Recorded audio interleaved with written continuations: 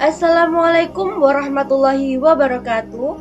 Perkenalkan, nama saya Rohmatunisa dengan NIM 040203255095 dari Program Studi Bimbingan dan Konseling Islam UIN Sunan Ampel, Surabaya. Kalian tahu nggak, ada seorang ulama besar yang perjalanan hidupnya luar biasa. Mulai dari Garut di Jawa Barat, melarikan diri dari penjajah Belanda, singgah di Solo dan Surabaya, sampai akhirnya menetap dan berdakwah di Jombang, Jawa Timur. Beliau adalah Kyai Haji Hasan Sanusi yang dikenal dengan julukan Mbah Guru. Nah, di video ini kita membahas tuntas mulai dari latar belakang, silsilah, metode dakwah beliau sampai kaitannya dengan NU.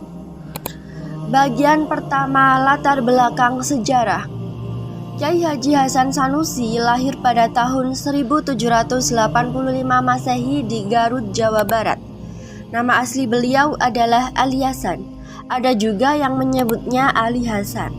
Nama Hasan Sanusi sendiri baru didapat belakangan ini dalam perjalanannya ke Solo. Sejak muda, beliau dikenal sebagai sosok yang progresif, berani, dan anti penjajah. Di masa itu, Belanda masih menjajah Indonesia, bahkan di bawah tangan besi Gubernur Jenderal Herman William Daendels. Dan Mbah Guru ini adalah salah satu yang berani melawan.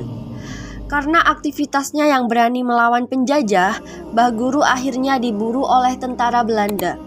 Beliau lalu memilih uzlah, yaitu menyingkir dari kampung halaman. Dalam pelariannya, beliau sempat tertangkap di Semarang dan ditahan. Siang dikurung, malam berhasil kabur. Ini terjadi sampai 2 kali. Pada penangkapan kedua, beliau diselamatkan oleh warga Keraton Solo dan diamankan di sana. Di Solo inilah beliau diberi nama Hasan Sanusi. Dari Solo, Mbah Guru melakukan riyadhah, latihan spiritual yang intens. Dalam riyadohnya, beliau mendapat isyarat untuk bergerak ke timur dan akhirnya sampailah beliau di Surabaya, tepatnya di daerah Keranggayam atau Karangmenjangan. Dari Surabaya, perjalanan belum selesai. Beliau mendapat isyarat lagi untuk bergerak ke selatan dan barat, melewati Mojoagung di Jombang. Akhirnya pada awal 1800-an, Mbah Guru tiba di desa Catak Gayam, Mojoarno, Jombang, yang waktu itu masih berupa hutan belantara. Di sana ada pohon gayam besar dengan tangga. Tangga itu adalah bahasa Jawa disebut Catak, itulah asal nama desa Catak Gayam. Mbah Guru lalu membuka lahan dan mulai berdakwah di sana. Beliau wafat pada Kamis Pon 28 Syawal 1271 Hijriah atau tahun 1849 Masehi. Makam beliau kini berada di Kompleks Pondok Pesantren Darul Faizin As-Salafiyah, Catak Gayam, Mojoarno, Jombang. Bagian kedua, silsilah. Menurut Muhammad Tamrin Bey, salah satu keturunan beliau, Kyai Haji Hasan Sanusi adalah keturunan dari Raden Kiang Santang, yang merupakan putra dari Prabu Siliwangi, Raja Besar Kerajaan Sunda. Ayahnya bernama Ali Muhammad dan ibunya adalah Nyi Mas Kafiah, putri dari Syekh Nuryayi, seorang ulama besar di Garut yang merupakan salah satu murid dari Kiai Muhyiddin Pamijahan. Syekh Nuryayi sendiri adalah keturunan dari Dalem Puspagirana, kemudian Pagerjaya, dan seterusnya hingga Pangeran Suci atau Rohmat yang makamnya ada di Godok. Jadi silsilah keluarga ini adalah perpaduan antara darah bangsawan Sunda dan ulama besar Garut. Kyai Haji Hasan Sanusi punya 2 istri. Istri pertama bernama Zubaidah atau Ambu Waidah. Dari pernikahan ini lahir seorang putri bernama Nyi Mas Enol. Istri kedua adalah Nyai Maidah, cucu dari Pangeran Alif alias Tumenggung Wirosobo, ulama besar yang pernah jadi guru Mbah Guru sendiri. Dari pernikahan kedua ini lahir 7 anak. Pertama Abdul Rahman, kedua Nyai Akimah, ketiga Khairumah, keempat Sakinah, kelima Muhammad Thayyib, keenam Utsman, dan yang terakhir ketujuh adalah Hasan Tuba. Menariknya, putranya Hasan Tuba inilah yang kemudian menjadi pemimpin pemerintahan resmi pertama di desa Catak Gayam. Jadi dakwah Mbah Guru nggak cuma di bidang agama, tapi juga membentuk fondasi masyarakat. Bagian ketiga adalah metode dakwah. Nah, ini yang unik dari dakwah Mbah Guru.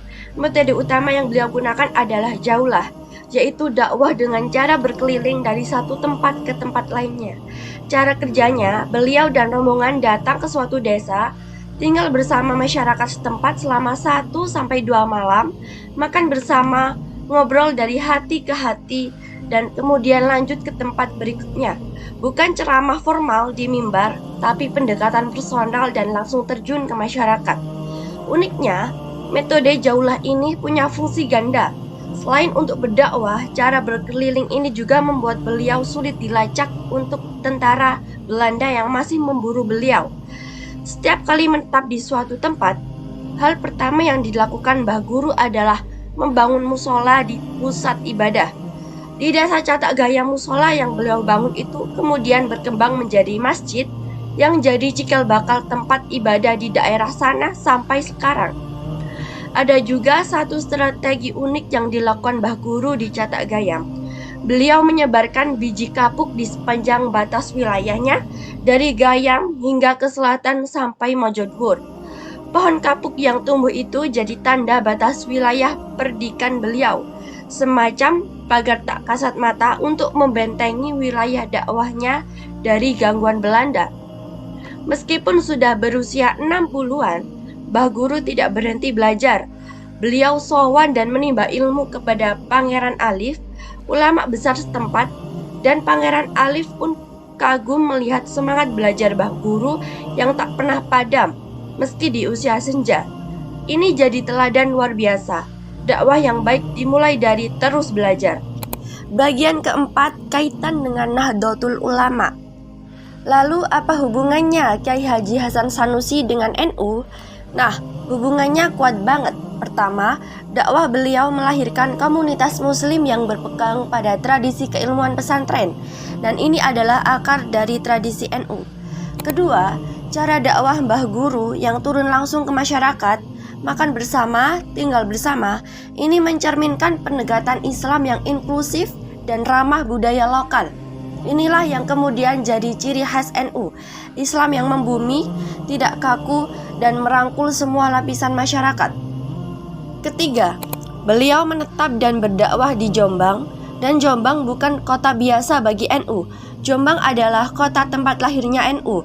Di sana ada pesantren Tebu Ireng, pesantren Den Anyar, pesantren Tambak Beras. Semua tokoh pendiri NU berkumpul di sana. Mbah Guru dengan dakwahnya di Catak Gayam sudah lebih dulu menanamkan benih Islam di tanah yang kemudian menjadi jantungnya NU. Dan yang menjadi bukti pengakuan NU atas jasa Mbah Guru, biografi beliau resmi didokumentasikan oleh NU Online Jombang, media resmi PCNU Jombang. Ini artinya NU secara resmi mengakui Kyai Haji Hasan Sanusi sebagai bagian dari sejarah dakwah Islam di Jombang. Itu dia perjalanan hidup Kyai Haji Hasan Sanusi, benar-benar luar biasa. Dari seorang pemuda pemberani di Garut diburu penjajah, berkelana dari kota ke kota sampai akhirnya menemukan tempat untuk berdakwah dan mengabdi diri di Catak Gayam Jombang. Dengan metode jaulah yang unik, beliau berhasil menyebarkan Islam di pelosok Jawa Timur dengan cara yang damai, personal, dan membumi. Warisan beliau berupa masjid, komunitas muslim, dan tradisi dakwah yang turun-temurun masih bisa kita rasakan sampai hari ini. Semoga kita bisa meneladani semangat beliau, semangat berdakwah tanpa henti, bahkan di tengah penekanan penjejahan sekalipun. Sekian video dari saya, semoga bermanfaat. Wassalamualaikum warahmatullahi wabarakatuh.